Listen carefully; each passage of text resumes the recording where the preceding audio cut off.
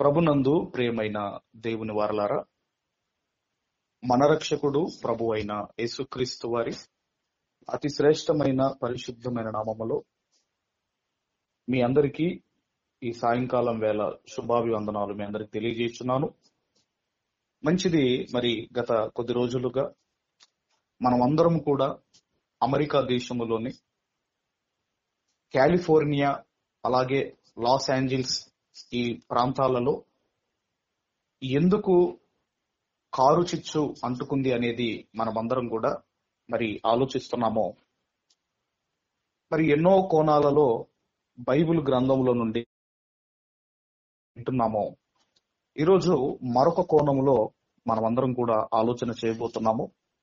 మరి ఎందుకు ఎంతమంది ఆ ప్రాంతాల కొరకు, కాలిఫోర్నియా కావచ్చు, లాస్ ఏంజల్స్ కావచ్చు, ఇంతమంది క్రైస్తవులు ప్రార్థనలు చేస్తున్న కారు చిచ్చు అనేది ఎందుకు ఆగటం లేదు? ఎందుకు మన ప్రార్థనలు ఎందుకు ఫలించటం లేదు? దాని వెనకాల కారణం ఏమిటి అనేది చాలా అద్భుతమైన సందర్భాలు బైబిల్ గ్రంథంలో నుండి మనమందరం కూడా ఆలోచన చేద్దాము. మరి మనం చూడగలిగితే గత కొద్ది రోజులుగా, అంటే 7వ తారీఖున ఈ కారు చిచ్చు అనేది ప్రారంభం కావటం, విత్ ఇన్ 30 minutes లో స్ప్రెడ్ అవ్వటము, అలా ఆ మంటలు అనేటివి, ఆ వైల్డ్ ఫైర్ అనేది మరి మండుచూనే ఉన్నది. ఎన్నో వేల మంది సిబ్బంది మరి పనిచేస్తున్నారు. మరి ఇంత చేసినా ఎందుకు మంటలు ఆరటం లేదు? మరి ఎందరో ప్రార్థనలు చేస్తున్నారు కదా, ఎందుకు మన ఫలించటం లేదు?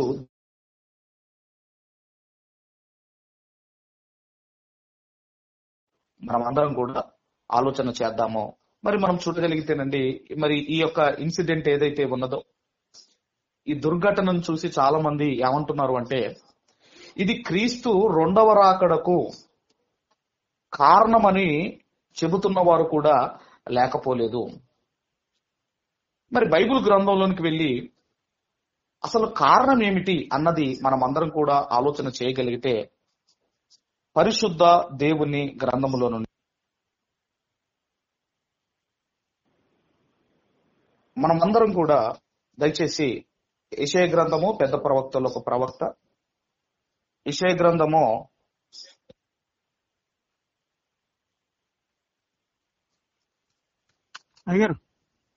24వ అధ్యాయము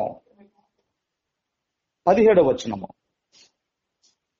పెద్ద ప్రవక్తలో ఒక ప్రవక్త, యెషయా గ్రంథము 24వ అధ్యాయము 17వ వచనాన్ని మనం అందరం కూడా జాగ్రత్తగా చదువుకుందాము. భూనివాసి నీ మీదికి భయము వచ్చెను. భూనివాసి నీ మీదికి భయము వచ్చెను. ఒకటేసారి మంటలు మరి అలుముకున్నప్పుడు ఎలాంటి పరిస్థితి ఉంటుందో మీరు ఆలోచించండి. ఎలాంటి పరిస్థితి అంటేనండి, ఒక ఇల్లు తగలబడుతున్నప్పుడు మనం అన్ని వస్తువులు తెచ్చుకోలేము, బ్రతికితే చాలు అని బయటికి పరిగెత్తుతాం మనం. అలాంటిది కొన్ని మరి కిలోమీటర్లు, కొన్ని ఎకరాలు, కొన్ని వేల ఎకరాలండి, అన్ని ఎకరాలు మరి తగలబడిపోయింది. ఎన్ని ఎకరాలు అన్నప్పుడు అండి, మరి దయచేసి మీరు చూడగలిగితే ఎన్ని ఎకరాలు అంటేనండి, ఎన్ని ఎకరాలు కాలింది అని మనము ఆలోచన చేయగలిగితే సుమారుగా 23,713 ఎకరాలు.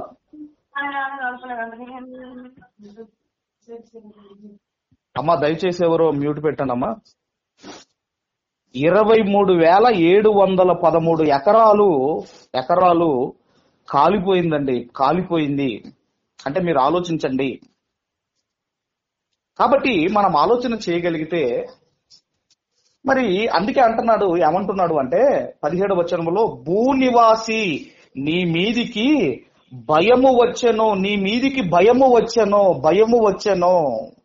అసలు మాకు అలా జరుగుతుందా అని ఊహించి ఉండరు, కానీ ఒకేసారి భయం అనేది వారికి తటస్థించింది. అందుకే అంటున్నాడు, భూనివాసి నీ మీదికి భయము వచ్చెను, గుంటయు ఉరియు నీకు తటస్థించెను. గుంటయు ఉరియు నీకు తటస్థించెను. ఉరి పెట్టుకుంటే ఎలా ఉంటుందోనండి, ఎలాగైతే ఉరి పెట్టుకున్న వారికి ఎలాగైతే ఊపిరి ఆడదో అలాగేనండి ఇక్కడ అదే చెబుతున్నాడు. గుంటయు ఉరియు నీకు తటస్థించెను, నీకు తటస్థించెను. అలాంటి పరిస్థితి వచ్చింది, అలాంటి ఊపిరాడని పరిస్థితి వచ్చింది, బ్రతికితే చాలనుకునే పరిస్థితి వచ్చింది.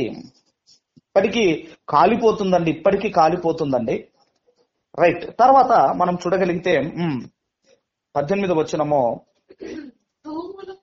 తూములు పైకి తీయబడి ఉన్నవి, భూమి పునాదులు కంపించుచున్నవి, భూమి బొత్తిగా బద్దలైపోవుచున్నది, భూమి కేవలము తునకలైపోవుచున్నది, భూమి బహుగా దద్దరిల్లుచున్నది, భూమి మత్తుని వలె కేవలము తూలుచున్నది, పాక వలె ఇటు అటు ఊగుచున్నది, దాని అపరాధము దాని మీద భారముగా ఉన్నది, అది పడి ఇకను లేవదు. దాని అపరాధము దాని మీద భారముగా ఉన్నది. దాని అపరాధం అంటే పాప భారము, దాని పాప భారము దాని మీద భారముగా ఉన్నది, అది ఇక పడి ఇకను లేవదు. భయంకరమైన వర్తమానము విని పారిపోవాడు గుంటలో పడును, గుంటను తప్పించుకొనువాడు ఉరిలో చిక్కును. కాబట్టి మనం ఆలోచన చేయగలిగితే ఎందుకు ఆరటం లేదు మంటలు అన్నప్పుడు ఈ రీజన్ మనకు తెలియాలి అంటేనండి, మనందరం కూడా నోవాహు గారి కాలంలో ఏం జరిగిందో మనకు తెలియాలి. అసలు నోవాహు గారి కాలంలో జలప్రలయం ఎందుకు వచ్చింది? నోవాహు గారి కాలములో జలప్రలయం రావటం వెనకాల కారణం ఏంటో మనకు తెలిస్తేనండి ఈ మంటలు ఎందుకు ఆరటం లేదో మనకు తెలుస్తుంది. కాబట్టి ఒకసారి మనం అందరం కూడా ప్రారంభంలో వచ్చిన ఆ జలప్రలయం దగ్గరికి మనం వెళ్ళగలిగితే అక్కడ అసలు ఎందుకు జలప్రలయం రావటం జరిగింది నోవాహు గారి కాలంలో, దాని వెనకాల ఉన్న రీజన్ ఏంటంటేనండి, కారణం ముందు తెలియాలి. కారణం ఏంటని మనం చూడగలిగితేనండి అందరం కూడా ఆదికాండం, దయచేసి ఆదికాండము 6వ అధ్యాయము దయచేసి 11వ వచనము నుండి 13వ వచనం వరకు గల వాక్య భాగాలు మనమందరము కూడా చదువుకుందాం. 11వ వచనము నుండి, భూలోకము దేవుని సన్నిధిని చెడిపోయి ఉండెను, భూలోకము బలాత్కారముతో నిండియుండెను. దేవుడు భూలోకమును చూచినప్పుడు అది చెడిపోయి ఉండెను, భూమి మీద సమస్త శరీరులు తమ మార్గమును చెరిపివేసుకొని ఉండిరి. అప్పుడు దేవుడు నోవాహుతో, సమస్త శరీరుల మూలముగా భూమి బలాత్కారముతో నిండియున్నది గనుక నా సన్నిధిని వారి అంతము వచ్చి ఉన్నది, ఇదిగో వారిని భూమితో కూడా నాశనము చేయుదును. ఇక్కడ ఏమంటున్నాడు అంటేనండి, నా సన్నిధిలో వారి అంతము వచ్చి ఉన్నది, నా సన్నిధిలో వారి అంతము వచ్చి ఉన్నది. ఎందుకు ఆయన సన్నిధిలో వారికి అంతం ఎందుకు వచ్చింది? అంతం ఎందుకు వచ్చింది అన్నప్పుడండి, ఎందుకు వచ్చిందంటే దేవుడు భూలోకమును చూచినప్పుడు దేవుని సన్నిధిని అది చెడిపోయి ఉండెను అని మనము చదువుకుంటున్నాము. ఎలా ఉందంటే చెరిపేసుకున్నారు. అలాగే వాళ్ళ మార్గము అంటే దేవుడు ఎలా బ్రతకమన్నాడో ఆ ఆజ్ఞలు ఏవైతే ఉన్నాయో వాటి ప్రకారముగా బ్రతకకపోవటము. కాబట్టి ఇక్కడ ఏమంటున్నాడు అని మనం ఆలోచన చేయగలిగితే, దేవుని సన్నిధి అంటే మనం ఆలోచన చేయగలిగితే, ఎవరైతే దేవుని మాటలు తిరస్కరిస్తారో అప్పుడు ఏం జరుగుతుందంటే భూమి చెడిపోతుంది. దేవుని సన్నిధి అంటే ఏంటంటేనండి, దేవుని మాటలు. ఆ దేవుని మాటలు ఎవరైతే తిరస్కరిస్తారో అప్పుడు భూమి చెడిపోతుంది. అందుకే ఆయన అంటున్నాడు, నా సన్నిధిని వారి అంతము వచ్చి ఉన్నది అంటున్నాడు. కాబట్టి మనం ఆలోచన చేయగలిగితే, ఎక్కడైతే దేవుని సన్నిధి ఉండదో ఆ ప్రాంతం చెడిపోతుంది అంటున్నాడు. ఇంకా మనం చూడగలిగితేనండి, మనందరికీ తెలుసు, మరి ఆదాము గారికి దేవుడు తెలుసు, హవ్వ గారికి దేవుడు తెలుసు, అలాగే వారి గర్భవాసములో నుండి వచ్చిన కయ్యూనికి దేవుడు తెలుసు, హేబేలు కూడా దేవుడు తెలుసు. మనందరికీ తెలుసు. మరి ఆ హేబేలు అర్పణలు తీసుకొచ్చాడు, కయ్యూను అర్పణలు తీసుకొచ్చాడు. ఆ తర్వాత మరి ఇద్దరు సేమే ఇచ్చారు, ఇద్దరు ఈక్వల్ గా ఇచ్చారు. కానీ మనం ఆలోచన చేయగలిగితే కయ్యూను హృదయపూర్వకముగా అర్పణ దేవునికి ఇవ్వలేదు. అర్పణ ఇవ్వలేదు.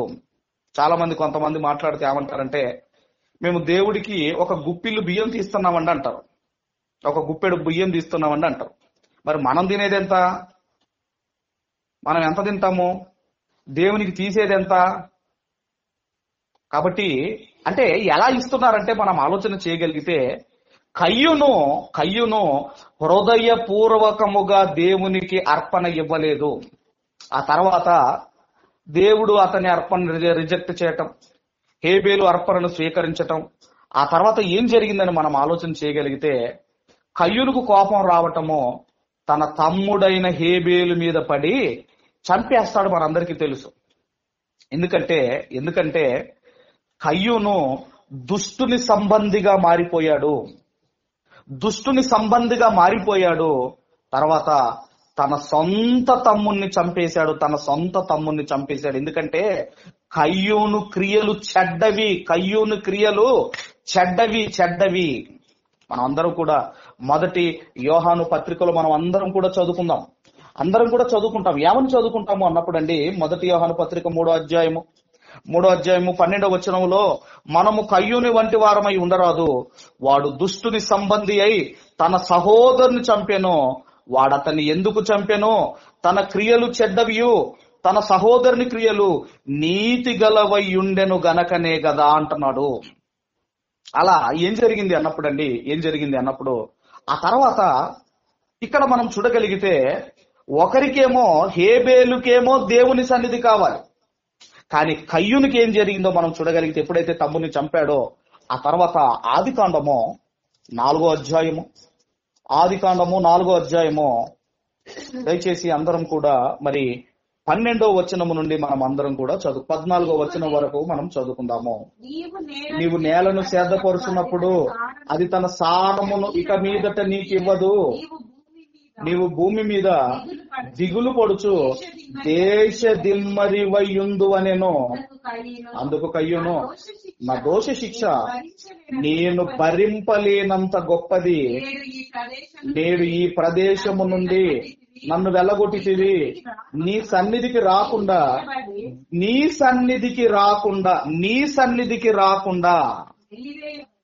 అక్కడ కూడా మీరు ఆలోచించండి. ఇంతకుముందు మనం నోహ కాలంలో కూడా మనం చదువుకున్నాము, ఆయన సన్నిధికి భూలోకము చెడిపోయి ఉండెను అని మనం చదువుకున్నాము. ఇక్కడ కూడా ఏమంటున్నాడు అంటే, నీ సన్నిధికి రాకుండా వెలివేయబడి దిగులు పడుచు భూమి మీద దేశ దిమ్మరినై యుందును.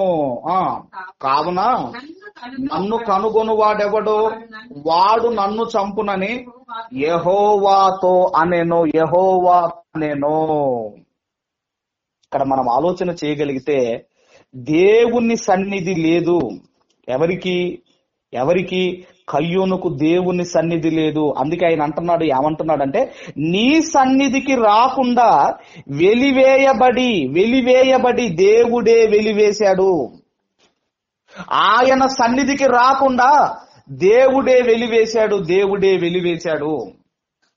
కాబట్టి ఆ తర్వాత అతని పరిస్థితి ఏమైపోయింది అన్నప్పుడు అండి, ఏమైపోయిందంటే దేవుని సన్నిధి లేక దేశ దిమ్మరైపోయాడు. దిగులు పడుచు దేశ దిమ్మరివయ్యుందువనెను. ఎప్పుడు దిగులే. అందుకే దిగులు పడుచు దేశ దిమ్మరివయ్యుందువనెను అని మనం చదువుకుంటున్నాము. కాబట్టి మనం ఆలోచన చేయగలిగితేనండి, దేవుని సన్నిధి మనం ఆలోచన చేయగలిగితే దేవుని సన్నిధి లేకపోతే దిగులు పడుచు దేశ దిమ్మరైపోయాడు. తర్వాత దేవుని సన్నిధి లేకపోతే భూలోకము చెడిపోయింది. అందుకే మనము చూడగలిగితేనండి, మరి ఈరోజు మనం ఆలోచన చేయగలిగితే దేవుని సన్నిధికి చోటు ఇవ్వకపోతే ఈరోజు మనం పరిస్థితులు చూస్తున్నాము. ఆ లాస్ ఏంజల్స్ లో కావచ్చు, ఆ కాలిఫోర్నియాలో కావచ్చు, మనం చూస్తున్నాము. అక్కడ నుండి మరి విందులు కానివ్వండి, మందు కానివ్వండి, అక్కడ వ్యభిచారం కానివ్వండి, తర్వాత లగ్జరీ లైఫ్ కానివ్వండి, ఆ తర్వాత జారత్వం కానివ్వండి, అక్కడ దేవుణ్ణి అసలు దేవునికి చోటు లేదు. మొన్న చెప్పాను కదండి, ఏమని, దేవుడు మాకు అవసరం లేదు అట. కాలిఫోర్నియాలో బోర్డులు పట్టుకొని తిరుగుతా, దేవుడు మాకు అవసరం లేదు. కాబట్టి అందుకే ఇక్కడ ఎవరైతే దేవుని సన్నిధికి చోటివ్వరో, ఎవరినైతే దేవుడు తన సన్నిధిలో నుంచి వెలగొడతాడో, వెలివేస్తాడు దేవుడు, వారు దేశ దిమ్మరులు అవుతారు, దిగులు పడతారు, దేశ దిమ్మరులు అవుతారని మనం నేర్చుకుంటున్నాము. కాబట్టి దేవుని సన్నిధి అనేది చాలా ప్రాముఖ్యం అండి. ఇప్పటికీ మనం చూడగలిగితే చాలా మంది ఏమంటున్నారు అంటే, అమెరికా దేశంలో చర్చెస్ ఖాళీ అవుతున్నాయి అంటున్నారు, అమెరికా దేశంలో భక్తి తగ్గిపోతుంది అంటున్నారు. ఇప్పటికే చాలా బ్యాడ్ నేమ్ వస్తుంది అమెరికా దేశంలో. అసలు చర్చెస్ అన్ని కూడా అమ్ముకుంటున్నారనే మరి ప్రచారం జరుగుతుంది. కాబట్టి మనం ఆలోచన చేయగలిగితే ఇదిగోనండి, దేవుని సన్నిధి. ఒకసారి యోనా గారి దగ్గర కూడా మనం వెళ్ళగలిగితే, యోనా గ్రంథము దయచేసి యోనా గ్రంథము మొదటి అధ్యాయము మొదటి వచనము నుండి మనం చదువుకుందాం 3వ వచనం వరకు. యెహోవా వాక్కు అమ్మిత్తై కుమారుడైన యోనాకు ప్రత్యక్షమై ఈలాగు సెలవిచ్చెను, నినివే పట్టణస్థుల దోషము నా దృష్టికి ఘోరమాయను గనుక నీవు లేచి నినివే మహాపట్టణమునకు పోయి దానికి దుర్గతి కలుగునని ప్రకటించుము. అయితే యెహోవా సన్నిధి నుండి తర్షీషు పట్టణమునకు పారిపోవలనని యోనా యుప్పేకు పోయి తర్షీషునకు పోవు ఒక్కను చూచి ప్రయాణమునకు కేవు ఇచ్చి యెహోవా సన్నిధిలో నిలవక ఓడవారితో కూడి తర్షీషునకు పోవుటకు ఓడ ఎక్కెను. ఆదివారం దేవుని సన్నిధికి రాకుండా ఎక్కడికి వెళుతున్నారో మీరు ఆలోచించండి. అందుకే అక్కడ ఏమని మనం చదువుకుంటున్నాం, యెహోవా సన్నిధిలో నిలవక. దేవుని సన్నిధానానికి రాకుండా ఎక్కడికెక్కడికి వెళుతున్నారు. ఇక్కడ కూడా యోనా గారు మనం ఆలోచన చేయగలిగితే దేవుని సన్నిధిలో ఆయన అక్కడ నిలవక ఆయన పారిపోతున్నాడు. కాబట్టి మనం ఎక్కడైతే దేవుని వాక్కు వినబడుతుందో అదే దేవుని సన్నిధి. గుర్తుంచుకోండి, అదే దేవుని సన్నిధి. ఎక్కడైతే దేవుని వాక్కు వినబడుతుందో అదే దేవుని సన్నిధి. మనందరికీ తెలుసు, మోషే గారు గొర్రెలు కాస్తున్నప్పుడు మరి ఒక పొదలో మరి దేవదూత ప్రత్యక్షం కావటం మనం అందరం కూడా చూస్తాం. అక్కడ ఇదిగో నీవు ధరించిన చెప్పులు విడవమంటుంది. ధరించుకున్న చెప్పులు ఇక్కడ విడుము. ఎందుకు విడవమన్నట్టు అన్నప్పుడు అండి, ఎందుకంటే అది దేవుని సన్నిధి. దేవుని సన్నిధి, దేవుని సన్నిధి. దేవుని సన్నిధి నుండి ఒక దేశము కావచ్చు, ఒక రాష్ట్రము కావచ్చు, ఒక జిల్లా కావచ్చు, ఒక పట్టణం కావచ్చు, విలేజ్ కావచ్చు, ఒక కుటుంబం కావచ్చు, దేవుని సన్నిధి నుండి తొలగిపోతే ప్రమాదం పొంచి ఉంటుంది, ప్రమాదం పొంచి ఉంటుంది. ఇప్పుడు దేవుని సన్నిధిలో నిలవక అని మనం చదువుకున్న దేవుని సన్నిధి అంటే దేవుని వాక్కు, దేవుని వాక్కు. అక్కడ కూడా దేవుని సన్నిధి అంటే దేవుని వాక్కు, దేవుని వాక్కు, దేవుని వాక్కు. కాబట్టి కుటుంబాలు కావచ్చు, అవి రాష్ట్రాలు కావచ్చు, జిల్లాలు కావచ్చు, దేవుని సన్నిధిలో ఉండాలి, దేవుని సన్నిధిలో ఉండాలి. లేకపోతే ప్రమాదము పొంచి ఉన్నది, ప్రమాదం పొంచి ఉన్నది. ఏది వచ్చినానండి, ఏ కష్టం వచ్చినా, ఏ నష్టం వచ్చినా, ఏ బాధ వచ్చినా, ఏదొచ్చినా దేవుని సన్నిధికి దూరము కాకూడదు, దేవుని సన్నిధికి దూరం కాకూడదు. ఒకసారి సంపన్నులకే రక్షణ లేదు లాస్ ఏంజల్స్ లో. లాస్ ఏంజల్స్ పట్టణం, ఆ ప్రాంతం ఏమైపోయింది? మొత్తం లాస్ అయిపోయింది. సంపన్నులకే రక్షణ లేదే, మరి మనలాంటి పరిస్థితి ఏంటి మీరు ఆలోచించండి. అయితే దేవుడు చెప్పాడు, ఇదిగో యోనా, నినివే పట్టణానికి దుర్గతి పట్టునని ఇదిగో నువ్వు ప్రకటించమని చెప్పాడు. ఆ తర్వాత పారిపోతాడు, ఆ తర్వాత మరి చేప మింగటం, ఆ తర్వాత రావటం, ఆ తర్వాత ఏం జరిగిందో మనందరికీ తెలుసు. 3వ అధ్యాయము దయచేసి 3వ అధ్యాయము 9-10 వచనాలు మనం చదువుకుందాం. యోనా గ్రంథం 3వ అధ్యాయం 9-10 వచనాలు మనం చదవగలిగితే, మనుషులందరూ తమ దుర్మార్గములను విడిచి తాము చేయు బలత్కారము మానివేయవలెను. మనుషులేమి, పశువులేమి సమస్తమును గోనె పట్ట కట్టుకొనవలెను. జనులు మనవపూర్వకముగా దేవుణ్ణి వేడుకొనవలెను అని దూతలు నినివే పట్టణములో చాటించి ప్రకటన చేసిరి. ఈ నినివే వారు తమ చెడు నడతలను మానుకొనగా వారు చేయుచున్న క్రియలను దేవుడు చూచి పశ్చాత్తాప్తుడై వారికి చేయుదునని మాట ఇచ్చిన కీడు చేయక మానెను. అంటే మాట విన్నారు, దేవుని మనస్సును వాళ్ళు మార్చారు నినివే పట్టణస్థులు. ఈరోజు కూడా మంటలు తగ్గాలి అంటే, ఆ వైల్డ్ ఫైర్ తగ్గాలి అంటే లాస్ ఏంజల్స్ లో ఉన్నవారు కావచ్చు, కాలిఫోర్నియాలో ఉన్నవారు కావచ్చు, ఇదిగోనండి దేవుని మాటకు లోబడాలి, దేవుని మాటకు లోబడాలి. దేవుని మాటకు లోబడి వారి హృదయములో ఉన్న చెడుతనము కావచ్చు, వారి జీవితాలు వారు మారు మనసు పొందితే ఖచ్చితంగా మంటలు ఆరిపోతాయి, ఖచ్చితంగా మంటలు ఆరిపోతాయి. కాబట్టి మనం ఆలోచన చేయగలిగితే, ఎప్పుడైతే వాళ్ళకు ప్రకటన చేశారో వెంటనేనండి వాళ్ళు మనసు మార్చుకున్నారు. దేవుని మనస్సు కూడా మారిపోయింది. దేవుని మనస్సు కూడా కీడు చేద్దామనుకున్నాడు, కీడు చెయ్యక మానెను అని మనం చదువుకుంటున్నాం. కీడు చేయక మానెను మనం చదువుకుంటున్నాము. ఎక్కడ లేదు దేవుని సన్నిధి, మీరు ఆలోచించండి. అని కీర్తన గ్రంథంలో కూడా మనం చూడగలిగితే, కీర్తన గ్రంథంలో కూడా మనం చూడగలిగితే దయచేసి 139వ కీర్తన గ్రంథము 139వ కీర్తన దయచేసి 7-8 వచనాలు మనమందరం కూడా చదువుకుందాం. కీర్తన గ్రంథం 130వ కీర్తన 7-8 వచనాలు మనం అందరం కూడా చదువుకుందాము. నీ ఆత్మ యొద్ద నుండి నేనెక్కడికి పోగుదునో, నీ సన్నిధి నుండి నేనెక్కడికి పారిపోవుదునో. నేను ఆకాశమునకెక్కినను, నీవు అక్కడనున్నావు. నీవు పాతాళమందు పండుకొనినను, నీవు అక్కడనూ ఉన్నావు. అంటే ఇక్కడ మనం ఆలోచన చేయగలిగితే ఎక్కడ లేదండి దేవుని సన్నిధి. మీరు ఆలోచించండి, దేవుని సన్నిధి ఎక్కడ లేదు, మీరు ఆలోచించండి. అందుకేనండి మనం ఆలోచన చేయగలిగితే దేవుని సన్నిధికి మనం దూరం అయితే మనం పాడైపోతాము. దేవుని సన్నిధికి మనం దూరం అయితే మనం ఇదిగోనండి మన జీవితాలు పాడైపోతాయి. ఒక్కసారి సొలొమోను గారిని మీరు జ్ఞాపకం చేసుకోండి. ఆయన దేవుని దగ్గర నుండి జ్ఞానం పొందుకున్న వ్యక్తి కదా.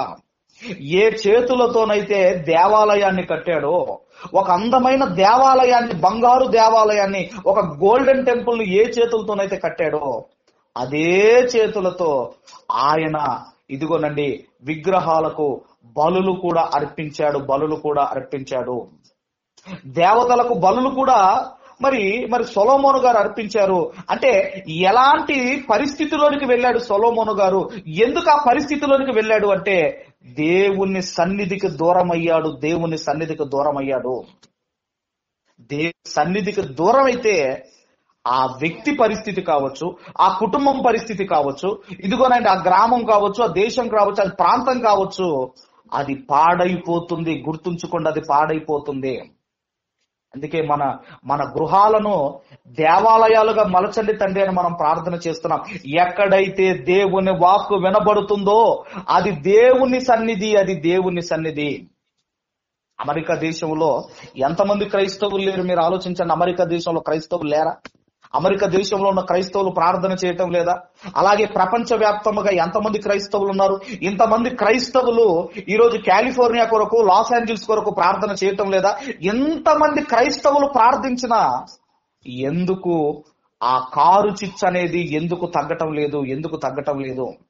ఎందుకు దేవుడు మన ప్రార్థనలు ఎందుకు వినటం లేదు?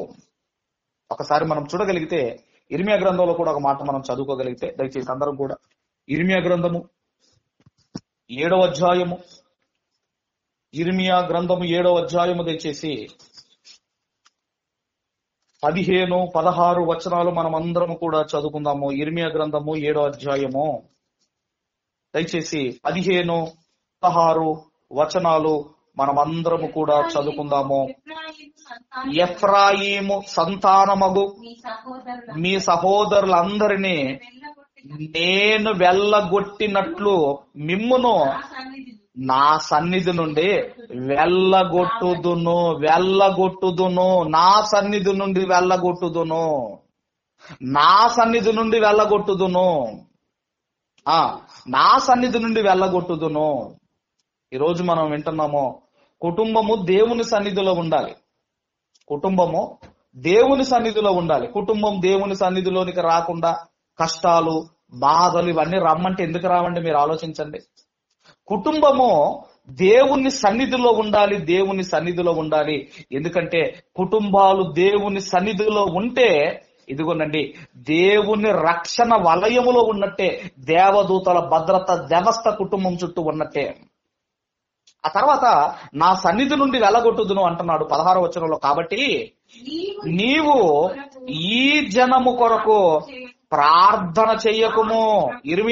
ఇర్మియాకు చెబుతున్నాడు, నీవు ఈ జనము కొరకు ప్రార్థన చెయ్యకుము, వారి కొరకు మొరనైనను ప్రార్థననైనను చెయ్యకుము, నన్ను బతిమాలకుము, నేను నీ మాట వినను అంటున్నాడు. అంటే మనం ఆలోచన చేయగలిగితే ఇర్మియా గారంటే ఆయన ఒక ప్రవక్త, ఆయన విలపించు ప్రవక్త. మరి ఆయన ప్రార్థననే నేను వినను అంటున్నాడు. ఒక విలపించు ప్రవక్త ఇర్మియా గారు ఆయన ప్రార్థననే నేను వినను అంటున్నాడు. నువ్వు ఎంత బ్రతిమిలాడినా నీ ప్రార్థన నేను వినను అంటున్నాడు. మరి మన ప్రార్థన వింటాడా? మీరు ఆలోచించండి. మరి మన ప్రార్థన వింటాడా? మీరు ఆలోచించండి. మరి ఎందుకంటే ఎప్పుడు ఆ మంటలు తగ్గిపోతాయి అన్నప్పుడండి, ఎప్పుడు తగ్గుతాయి అంటే మనం ఆలోచన చేయగలిగితే, ఎప్పుడైతే ఇదిగో యోనా గారు వెళ్ళిపోయి నినివే పట్టణానికి ఎప్పుడైతే ఇంకా 40 రోజుల్లో ఈ పట్టణానికి దుర్గతి పట్టబోతుంది అన్నప్పుడు, అప్పుడు అక్కడున్న ప్రజలు ఏం చేశారో మనం చూడగలిగితేనండి, మరలా యోనా గ్రంథం దయచేసి అందరం కూడా యోనా గ్రంథము 3వ అధ్యాయము 5వ వచనము నుండి 8వ వచనం వరకు గల వాక్య భాగాలు చదువుకుందాము. యోనా గ్రంథం 3వ అధ్యాయము 5వ వచనము నుండి 8వ వచనం వరకు గల వాక్య భాగాలు చదువుకుందాము. నినివే పట్టణపు వారు దేవుని యందు విశ్వాసముంచి ఉపవాస దినము చాటించి ఎప్పుడైతే ఆయన ప్రకటించాడో మరి ఆ యోనా గారు ప్రకటించారో వెంటనే ఏం జరిగింది అన్నప్పుడండి, ఆ నినివే పట్టణస్థులు వాళ్ళు దేవుని యందు విశ్వాసముంచి ఉపవాస దినము చాటించి గనులేమి అలుపులే అందరును గోనె పట్ట కట్టుకొనిరి. ఆ సంగతి నినివే రాజునకు వినబడినప్పుడు అతడును తన సింహాసనము మీద నుండి దిగి తన రాజవస్త్రములు తీసివేసి గోనె పట్ట కట్టుకొని బూడిదలో కూర్చుండెను. రాజు కూడా దిగొచ్చాడండి. నినివే ఆ పట్టణానికి దుర్గతి పడుతుందని ఎప్పుడైతే యోనా గారు ప్రకటన చేశారో వాళ్ళు విశ్వాసం ఉంచారు. ఆ తర్వాత ఉపవాస దినం ఏర్పాటు చేసుకున్నారు. ఆ తర్వాత రాజు కూడా తన రాజవస్త్రములు తీసేసి గోనెపట్ట కట్టుకొని బూడిదలో కూర్చున్నాడు. తర్వాత 7వ వచనము, మరియు రాజైన తానును ఆయన మంత్రులను ఆజ్ఞ ఇవ్వగా ఒకవేళ దేవుడు మనస్సు తిప్పుకొని పశ్చాత్తాప్తుడై మనము లయము కాకుండా తన కోపాగ్ని చల్లార్చుకొనును గనుక మనుషులు ఏది పుచ్చుకొనకూడదు.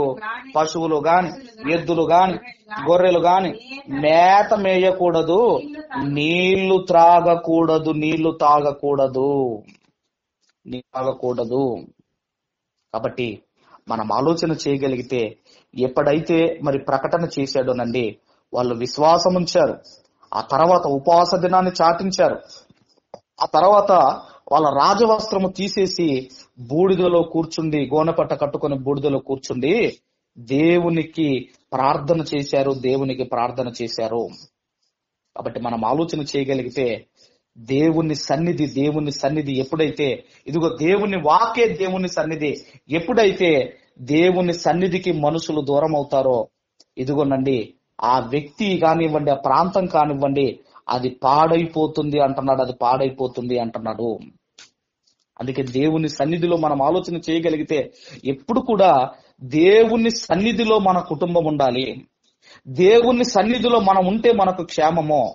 దేవుని సన్నిధిలో మన కుటుంబం ఉంటే మన కుటుంబానికి క్షేమము. దేవుని సన్నిధి లేకపోతే ఒకసారి కయ్యూను జీవితాన్ని చూడండి. దేవుని సన్నిధి లేకపోతే ఒకసారి సొలొమోను గారి జీవితాన్ని చూడండి. వాళ్ళ పరిస్థితి ఎలా మారిపోయిందో మీరు ఆలోచించండి. కాబట్టి దేవుడే వెళ్ళగొట్టాడు, తన సన్నిధిలో నుంచి దేవుడే వెళ్ళగొట్టాడు. కాబట్టి మనం ఆలోచన చేయగలిగితే ఎప్పుడైతే ఈ లాస్ ఏంజల్స్ లో ఉన్నవారు కావచ్చు, కాలిఫోర్నియా కావచ్చు, ఇదిగోనండి ఇప్పటికైనా వాళ్ళు మారు మనసు పొందుకుంటే, వాళ్ళు దేవుని మీద విశ్వాసం ఉంచితే ఖచ్చితంగా మంటలు ఆరిపోతాయి. అంతేగాని మనం ఎన్ని ప్రార్థనలు చేసినా వాళ్ళకు మారు మనసు రానంత వరకు మనం ఎన్ని ప్రార్థనలు చేసి ఉపయోగం ఏమున్నది మీరు ఆలోచించండి. అందుకే చివరిగా మలాకి గ్రంథంలో కూడా ఒక మాట చెబుతున్నాడు. చదువుకొని ముగింపులోనికి వెళ్ళిపోదాం. ముందుగా మీకా గ్రంథం చూసుకుందాం దయచేసి. మీకా గ్రంథం 6వ అధ్యాయము 8వ వచనాన్ని చదువుకుందాం దయచేసి. మీకా గ్రంథం 6వ అధ్యాయం 8వ వచనాన్ని మనం అందరం కూడా చదువుకుందాం. మనుషుడా, ఏది ఉత్తమమో అది నీకు తెలియజేయబడి ఉన్నది. మనుషుడా, ఏది ఉత్తమమో అది నీకు తెలియజేయబడి ఉన్నది. కుటుంబాలు దేవుని సన్నిధిలో ఉండాలి. మనం అందరం కూడా, మన కుటుంబాలు మనం అందరం కూడా దేవుని సన్నిధిలో ఉంటేనే మనకు క్షేమమండి. ఒక కోడి తన పిల్లలను ఏ విధముగా అయితే కాపాడుతుందో, దేవుడు కూడా తన బలిష్టమైన హస్తముల క్రింద మనల్ని అందరినీ కూడా కాపాడతాడు. అందుకే ఇక్కడ అంటున్నాడు, మనుషుడా, ఏది ఉత్తమమైనదో అది నీకు తెలియజేయబడి ఉన్నది. ఎలా బ్రతకాలో, ఎలా దేవుని మీద విశ్వాసం ఉంచాలో, ఎలా మారు మనసు పొందుకోవాలో అన్ని కూడా నీకు తెలియజేయబడి ఉన్నది. న్యాయముగా నడుచుకొనుటయు, కనికరమును ప్రేమించుటయు, దీన మనసు కలిగి నీ దేవుని ప్రవర్తించుటయు, ఇంతే కదా యెహోవా నిన్ను అడుగుచున్నాడు. కాబట్టి మన కుటుంబాలలో దేవుని సన్నిధి ఉన్నదో, మనతో దేవుని సన్నిధి ఉన్నదో లేదో ఒక్కసారి మిమ్మల్ని మీరు పరిశీలన చేసుకోండి. దేవుని సన్నిధి ఉంటే మనకు క్షేమము. దేవుని సన్నిధి ఉంటే మనకు క్షేమము. కాబట్టి ఆయన సన్నిధి ఎల్లప్పుడూ మనకు తోడుగా రావాలని కోరుకుంటూ ఈ నా మాటలు ముగిస్తున్నాను. దేవుడు మనందరిని దీవించి ఆశీర్వదించును గాక. ఆమెన్.